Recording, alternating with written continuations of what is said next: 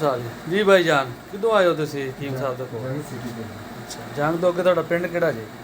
ਪਿੰਡ ਦੀ ਠੀਪਾ ਲਗਾ अच्छा अच्छा ते किस सिलसिले इत्थे आए हो? ਫਾਦੇ ਦਾ ਮਸਲਾ ਹੈ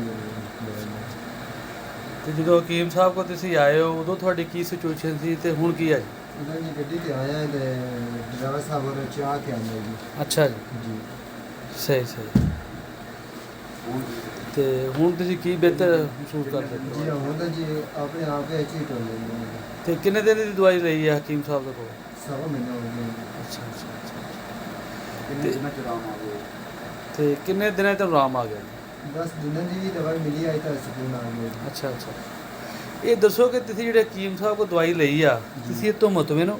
ਜੀ ਅੱਛਾ ਅੱਛਾ ਅੱਛਾ ਕਿਉਂਕਿ ਮੈਂ ਵੀ ਫੈਸਲਾਬਾਦ ਤੋਂ ਆਇਆ ਜੀ ਤੇ ਹਕੀਮ ਸਾਹਿਬ ਦਾ ਮੈਂ ਸੁਣਿਆ ਸੀਗਾ ਤੇ ਇੱਥੇ ਦਵਾਈ ਲੈਣ ਵਾਸਤੇ ਆਇਆ ਮੈਂ ਤੇ ਮੇਰੇ ਕੋਲ ਪ੍ਰੋਬਲਮ ਸੀ ਇੰਟਰਨਲ ਉਹ ਠੀਕ ਹੋ ਗਿਆ ਮੈਂ ਕਿਹਾ ਚਲੋ ਮੈਂ ਕੋਈ ਇੰਟਰਵਿਊ ਵਗੈਰਾ ਲੋਕਾਂ ਦੇ ਕਰਾਂ ਇੱਥੇ ਪੁੱਛਾਂ ਕੀ ਇਹਨਾਂ ਦਾ ਸਿਸਟਮ ਹਿਸਾਬ ਦਾ ਤੇ ਕੀ ਕਹਿਣਾ ਚਾਹੋਗੇ ਤੁਸੀਂ ਆਪਣੇ ਦੂਸਰੇ ਜਿਹੜੇ ਮਰੀਜ਼ ਆ ਪੀਪਲ ਵਾਲੀ ਜਿਹੜੇ ਦੋਕੀ ਮਰੀਜ਼ ਆ ਰਹੇ ਆ ਉਹਨਾਂ ਵਾਸਤੇ ਕੀ ਕਹਿਣਾ ਚਾਹੋਗੇ ਤੁਸੀਂ ਹਕੀਮ ਸਾਹਿਬ ਦੇ ਬਾਰੇ? उन्होंने जी बताया है जी जरा मैं तो अल्लाह ताला शफा दी है लेकिन वो मरीज डॉक्टर साहब अच्छा है तुसी उन्होंने को जाओ जी एक दो मरीज और गल जी ਜੀ ਹਕੀਮ ਸਾਹਿਬ ਤੁਸੀਂ ਕੀ ਫਰਮਾਉਂਦੇ ਹੋ ਮਰੀਜ਼ ਦੇ ਬਾਰੇ ਜੀ? ਬਸ ਜੀ ਅੱਲਾਹ ਤਾਲਾ ਦਾ ਕਰਮ ਹੈ ਜੀ ਜੀ ਜੀ ਲੋਕਾਂ ਨੂੰ ਸ਼ਿਫਾ ਮਿਲ ਰਹੀ ਹੈ ਸਾਡੀ ਤੇ ਕੋਸ਼ਿਸ਼ ਹੀ ਹੁੰਦੀ ਹੈ ਕਿ ਮਾਸ਼ਾਅੱਲਾ ਦੁਆ ਵੀ ਹੈ ਕਿ ਅੱਲਾਹ ਤਾਲਾ ਸਾਰੇ ਮਰੀਜ਼ਾਂ ਨੂੰ ਸ਼ਿਫਾ ਦਾ ਅਤਾ ਫਰਮਾਏ ਜੀ ਜੀ ਇਹ ਬੜਾ ਕੰਪਲਿਕੇਟਡ ਕੇਸ ਹੈ ਸੀ ਜੀ ਜੀ ਬੜੀ ਜਲਦੀ ਰਿਕਵਰੀ ਹੋ ਗਈ